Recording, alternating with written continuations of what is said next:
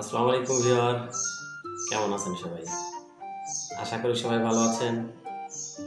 আর হ্যাঁ, আল্লাহ পাকের রহমতে আপনাদের দোয়ায় আমিও ভালো আছি। বন্ধুরা, ভিডিওর থাম্বনেল দেখে হয়তোবা এত সময় বুঝতে পারছেন আজকের ভিডিওটি কোন বিষয় নিয়ে আলোচনা করব। হ্যাঁ বন্ধুরা, আপনারা যারা শহরে কিংবা গ্রামে বাড়ি করার উদ্দেশ্যে অথবা জমি কিনে রাখবেন, পরবর্তীতে কিছু একটা করবেন, এই উদ্দেশ্যে একটু জমি কিনতে চাচ্ছেন, ভিডিওটি তাদের জন্য। আমি এই ভিডিওটিতে যে বিষয়গুলো আলোচনা করব সেগুলো আমার বাস্তব অভিজ্ঞতা এবং আশপাশের পরিবেশ থেকে নেওয়া। আশা করি আপনাদের উপকারে আসবে। আপনাদের মূল্যবান সময়টুকু বিনষ্ট হবে না, আমি এতটুকু আপনাদের উপর বিশ্বাস রাখতে পারি। তো বন্ধুরা, চলুন আমরা মূল পর্বে চলে যাই।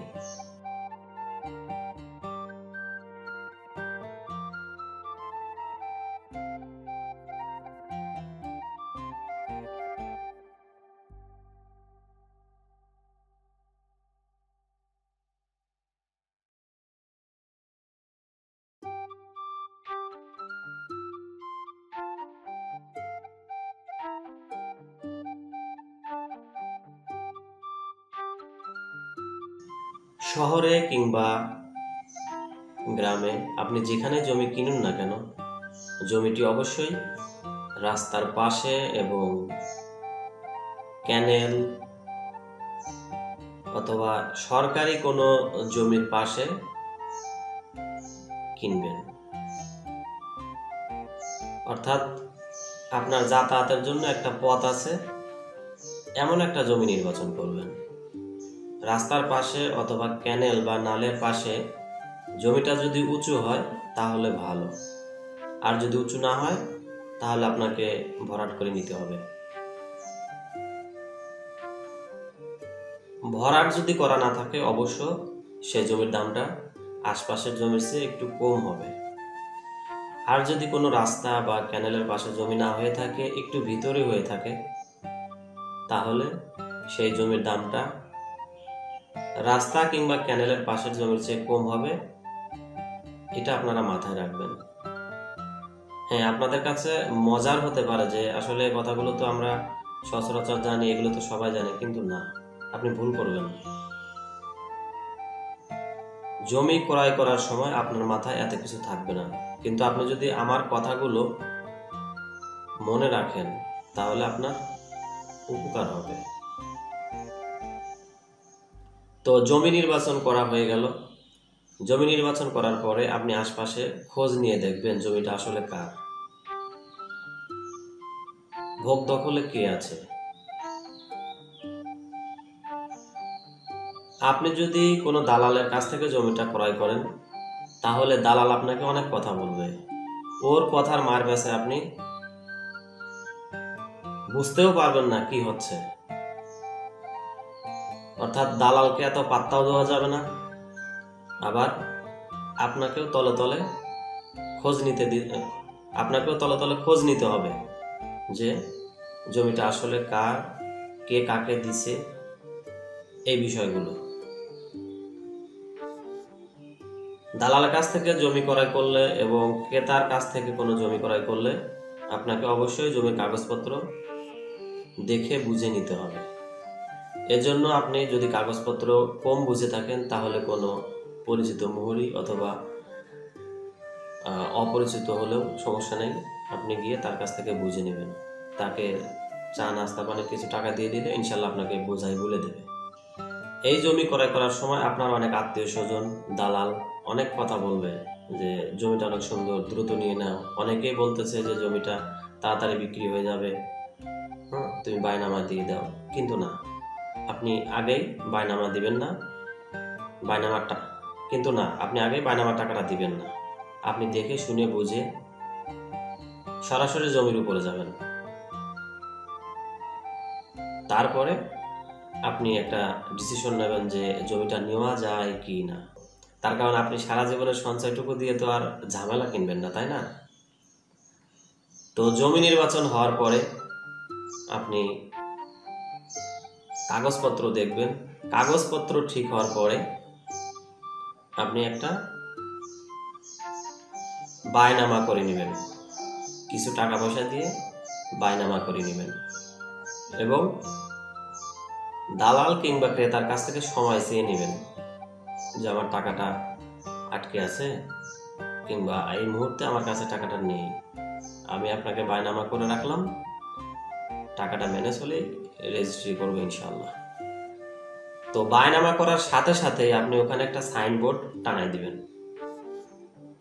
সাইনবোর্ড টানাই দিলে কি হবে, জমির প্রকৃত মালিককে, জমি নিয়ে কোনো ঝামেলা আছে কিনা, কোনো জমি নিয়ে কোনো মামলা মোকদ্দমা আছে কিনা, এই বিষয়গুলো চোখের উপর ভেসে উঠবে আপনার। যদি কোনো সমস্যা এসে যায় তখন আপনি দালাল অথবা ক্রেতার কাছ থেকে প্রকৃত জমির যে মালিক তার সাথে বিষয়টা সমাধান করবেন। যদি মনে হয় যে না জমি নেওয়া যায় তাহলে নেবেন, আর যদি মনে করেন না জমির মধ্যে ভেজাল আছে, এই জমি আপনার কেনার দরকার নেই। তার কারণ ওই জমিটুকু শুধু আপনাকে পেরেশানি দেবে না, আপনাকে ঘুম হারাম করে দেবে, আপনার রাতের ঘুম হারাম করে দিবে, যেমনটা হয়েছিল আমার সাথে। আর একটা বিষয় খেয়াল রাখবেন, আপনি দালাল কিংবা ক্রেতা আপনার জমিটা দেখাইতে পারে ক্যানেলের পাশে কিংবা রাস্তার সাথে, কিন্তু কাগজ কলমে নাও থাকতে পারে। আপনাকে সেটা দেখে নিতে হবে যে জমিটা দেখাচ্ছে রাস্তা বা ক্যানেলের পাশে কিন্তু জমিটা ভিতরে। আপনি বাস্তবে গিয়ে দেখলেন জমিটা ভিতরে, তাহলে ভিতরের জমির এক দাম আর রাস্তা বা ক্যানেলের পাশের জমির আর এক দাম। তো আপনি ভিতরের জমি দেখলেন বাস্তবে আর দালাল বলতেছে আপনার ক্যানেলের সাথে, তাহলে তো কথা এক হলো না, তাই না? এখানে অনেক টাকার হেরফের হবে, আপনি সেদিকেও খেয়াল রাখবেন। আচ্ছা, ধরে নিলাম আপনি সাইনবোর্ড আনিয়ে দিয়েছেন, কোনো সমস্যা হয়নি। এর পরবর্তী ধাপ সবকিছু ঠিক দেখলেন, সবকিছু বুঝলেন, তারপরে জমি রেজিস্ট্রি করলেন। জমি রেজিস্ট্রি করার সময় অবশ্যই তার কাছ থেকে সমস্ত কাগজপত্র আপনি বুঝে নেবেন, এসএ থেকে বিএস পর্চা পর্যন্ত, খাজনার দাখিলা, ওখানে কার নাম আছে এগুলো দেখে নেবেন। বিষয়টা এমনও হতে পারে যে দেখা গেল আপনি কোনো ওয়ারিশ সূত্রে পাওয়া জমি, কোনো পারিবারিক জমি কিনলেন, আপনি যার অংশ কিনলেন তার ভোগ দখল 2-3 অংশের পরে, অর্থাৎ রাস্তা বা ক্যানেলের 2-3 অংশের পরে, অথচ সে দেখাচ্ছে কিংবা দালাল দেখাচ্ছে আপনি রাস্তার ক্যানেলের পাশে জমি কিনছেন, এমনও হতে পারে। তো সেদিকে আপনি নজর দিবেন। জমিটা রেজিস্ট্রি হওয়ার পরে আপনি সর্বপ্রথম যে কাজটা করবেন, বাউন্ডারিটা দিয়ে নেবেন। বাউন্ডারি দিলে কি হবে, অনেকে ভাবতে পারেন যে বাউন্ডারি দিয়ে কি হবে, চারপাশে 4টা খুঁটি কেটে আমি ভোগ দখলে যাই, কিন্তু না, এ ভুল করবেন না। আপনি ইট বালু সিমেন্ট নিয়ে এসে মিস্ত্রি লাগাই দিয়ে সুন্দরভাবে বাউন্ডারিটা করে নেবেন। এই ইট বালু সিমেন্ট যখন আসবে তখন দেখবেন আবার নতুন কোনো সমস্যার সম্মুখীন হয়ে গেছেন।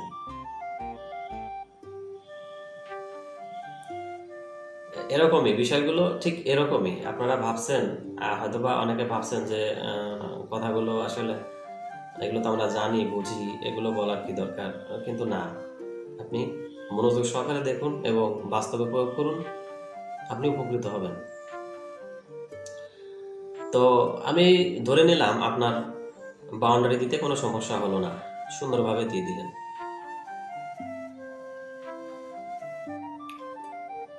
বাউন্ডারিটা দেওয়ার পরে আপনি জমিতে চাষাবাদ শুরু করবেন, অর্থাৎ এক কথায় ভোগ দখল। কোনো গাছ, আম গাছ, কাঁঠাল গাছ কিংবা কলা গাছ যেটাই পারেন লাগিয়ে দিবেন। আর যদি মৌসুমী ফসল আপনি চাষ করতে পারেন তো নিজে চাষ করবেন অথবা কাউকে দিয়ে চাষ করাবেন। তো বন্ধুরা, আজ এই বাউন্ডারি পর্যন্তই থাকুক। আমার ভিডিওটি বড় হয়ে যাচ্ছে। পরবর্তীতে ঘর করার আগে কি কি করণীয় এই বিষয় নিয়ে একটি ভিডিও দেব ইনশাল্লাহ। আর বন্ধুরা, আমার এই প্রসেসটা যদি আপনাদের কোনো উপকারে এসে থাকে প্লিজ অবশ্যই লাইক, কমেন্ট এবং শেয়ার করবেন। আর আমার ভিডিওটি কেমন লেগেছে অবশ্যই কমেন্ট বক্সে জানাবেন। বন্ধুরা, আমি শুধু আপনাদের একজন বন্ধু হয়ে না, একজন খুব কাছের বন্ধু হয়ে থাকতে চাই। প্লিজ আমার চ্যানেলটি সাবস্ক্রাইব করে পাশে থাকুন। তো পরবর্তী ভিডিও পর্যন্ত সবাই ভালো থাকুন, সুস্থ থাকুন।